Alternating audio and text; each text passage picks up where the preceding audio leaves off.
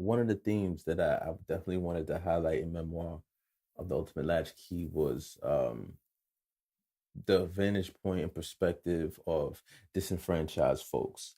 Um, People don't really get um, a window or a camera lens on people from these places. So that's something that I wanted to highlight because um, people who don't come from that circumstances, privileged, if you will look down on folks who are disenfranchised and try to apply the same logic from their situation to this when they're so stark that you can't use the same rationale. So um, it's basically a person coming from a disenfranchised environment, upbringing, and or circumstance. You have to make the best bad decision, if that makes sense. When you come from those circumstances and you're able to make it to another day, and that's not even being hyperbolic, um, it really gives you the confidence and the belief in self that you can really overcome anything.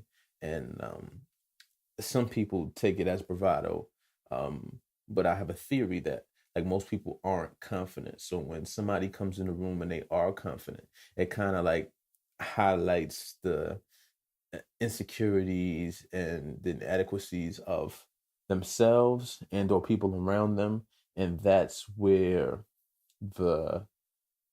uh, that's where the like that's where um the jealousy comes into play. It's because you when you highlight someone else's insecurities, it makes them reflect on themselves and say, I didn't have the heart or I didn't have the confidence in myself to go out and step out to attempt this dream or attempt something that someone else said I couldn't do. And a lot of people stay complacent, and when they see other people strive for doing more or have the confidence in themselves, um, it just makes people feel uneasy. It makes them feel threatened because they'll look at their lives later on down the line and see the amount of time that they wasted, and they feel threatened as if this person or these people or they shouldn't be as happy or confident in themselves. They should be bogged down, or they should feel away and kind of look at these people for taking the quote unquote linear route. So when people deviate from that and people have the confidence to believe in themselves to, you know, get through the day and or achieve their dreams or come from extreme circumstances, I think for folks who didn't have that, there's a little envy in it, and but they would never understand that world. They would never understand a place where